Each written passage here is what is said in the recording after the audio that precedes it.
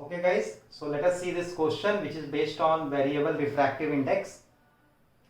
The question is find the variation of refractive index assuming it to be a function of y such that a ray entering origin at grazing incidence follow the parabolic path y is equal to x square. So there is a ray of light which is entering into the medium through origin, making an angle of incidence at origin almost equal to 90 degrees. That is the meaning of grazing incidence. So now let us see how to solve that question. So first thing is I will draw the diagram and try to understand what is actually happening with this ray of light. So this is x-axis, this is y-axis. There is a ray of light which is entering at almost grazing angle of incidence and it is moving in this medium on the path y is equal to x square. Y is equal to x square. So now let us say the refractive index of the medium is changing continuously. So I can draw the different layers like this. Remember, these layers will be very close to each other. It is continuously varying. Just for clarity, I have drawn the layers to be little apart from each other. So that is how when you move up the medium, the refractive index of the medium is changing. So now what we do is we consider any one point. Let us say we consider this point P in the path of the ray of light. So what will be the normal? Obviously at this point normal will be this. If suppose mu was varying with x, then what would have happened? The layers would have been vertical and normal would have been horizontal. So now this is our normal because you can see the refraction is taking place at these horizontal surfaces. They are parallel to each other and obviously normal will be perpendicular. So now at this point P, now what I do is I draw a tangent. See, normal is being drawn according to the layers of the medium and tangent I am drawing to the path of the ray of light. So what will be my angle of incidence here? Can you see it? Angle of incidence will be this one. The angle which the ray of light makes with the normal. And let us say this is theta. So now what can I write? We have to use a Snell's law. What does Snell's law tell? Mu into sin I, that is product of refractive index and sine of angle of incidence at any point in the path of the ray of light is constant. So mu into sin I is constant. So I will use this Snell's law for two surfaces or at 2 points. One is at the origin and another is at point P. So for point P I can write mu into sin I. If value of refractive index here it is mu. So mu into sin I and at origin it will be 1 into sine of 90 degrees. So product must be equal. So this will be equal to 1. Now I plus theta can be written as equal to 90 degrees. You can see it. So what will be theta then? It will be 90 minus I. 90 minus I. What will be the slope of this tangent? Tan theta. So that can be written as dy by dx. What is y? X square. So dy by dx will be equal to 2x. We can write it as 2x. So now you can see tan theta. This can alternatively be written as tan of 90 minus I. And that is equal to 2x. What is tan of 90 minus I? Cot of I. So I can write it as cot of I and that is equal to 2x. So now we will draw the triangle. Let us say this angle is I. Cot means base by perpendicular. So what is base? 2x. Perpendicular is 1. So what will be the hypotenuse? It will become under root of 1 plus 4x square. So what will be the sine value? Sine of I from here? Sine of I will become equal to perpendicular by hypotenuse. So 1 by under root of 1 plus 4x square. Now put it in the first equation. So mu into sin I was equal to 1. So mu into this is equal to 1. So what is mu equal to then? We can write mu as equal to root of 1 plus 4x square. So that is how mu value is changing with x. That's how mu value is changing with x.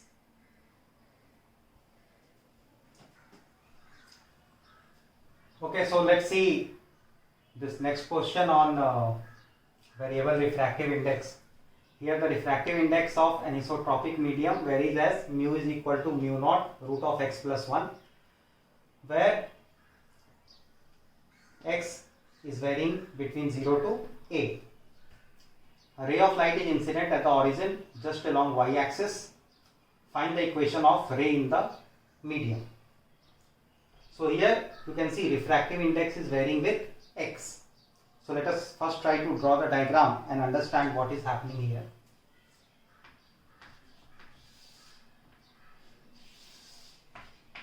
X, y. Now here the ray of light is entering along y-axis. What will happen to this ray of light? And how is refractive index varying? Refractive index is varying with value of x. So I can make different layers.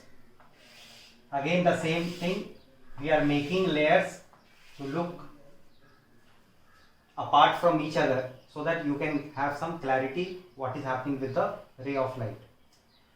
Otherwise what is happening? The refractive index is continuously changing as you are moving along x. So the ray of light which is entering, what will happen? It will suffer refraction continuously. So let us take any one surface, you can take it. Let us say we take somewhere here, this point P. Then what will be the normal here? Obviously the refractive index is varying across x. So normal should be perpendicular to this. So this will be your normal. Now you can compare this diagram with the diagram of the earlier question, where the normal was parallel to y-axis and refractive index layers were parallel to the x-axis. So what will happen to the ray of, what will happen if we draw a tangent here? Let us say if you draw a tangent at this point. Can you see it? So this will be your angle of incidence. Where is the angle of incidence? Let us write it. This is our angle of incidence. So this angle of incidence will come here also. Vertically opposite angle. It will be same. Now apply a Snell's law. So we will be applying a Snell's law at point O as well as at point P. So if you apply a Snell's law at both the points, what is the angle of incidence? See, normal here is this. This is incident ray. So angle of incidence at origin, it becomes 90 degrees. So if you use a Snell's law, you can write 1 into sine of 90, and that is equal to mu into sine of I, if mu is the value of refractive index here. So now we can write mu into sine I is equal to 1. Mu into sine I is equal to 1. What is mu? How is mu changing? Mu naught into root of x plus 1. So we can write sine I as equal to 1 by mu, and 1 by mu will be equal to 1 by mu naught root of x plus 1. Once we have got the value of sine I, after that let us find out what will be the value of tan I.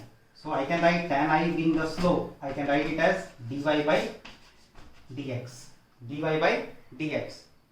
So sine I is already given to you, you can see it here.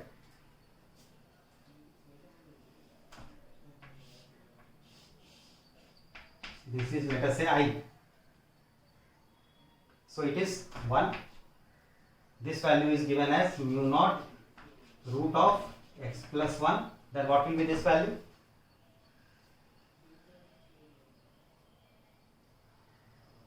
it will become mu naught square x plus 1 minus 1.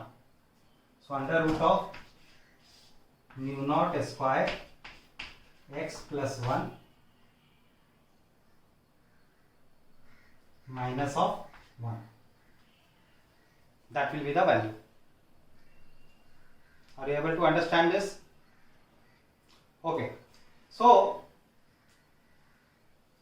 I think they have forgotten to mention the value of mu naught for this question. If we take value of mu naught as equal to 1, we just are trying to simplify the question. On the concept of question, there won't be any effect. So let us assume the numerical value of mu naught as equal to 1. Then what will you get this value as? It will become root of x, because mu naught square will be 1. So minus 1 plus 1, this will get cancelled. And what you will get here? Root of x. So what is tan I? It will become 1 by root of x, and this will be equal to dy by dx. So now we can write this as dx by root of x, and that is equal to dy. So we will integrate it.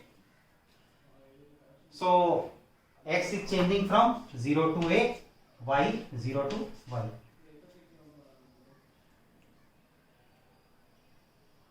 So they are asking us to find out equation of ray in the medium.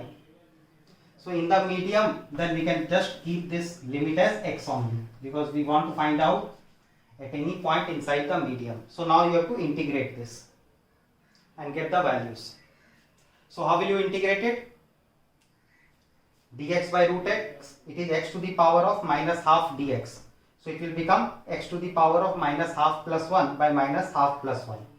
So it will be 2 root x. So 2 root x will be equal to y. So we can write y is equal to 2 root x. So this is the equation of ray in the medium.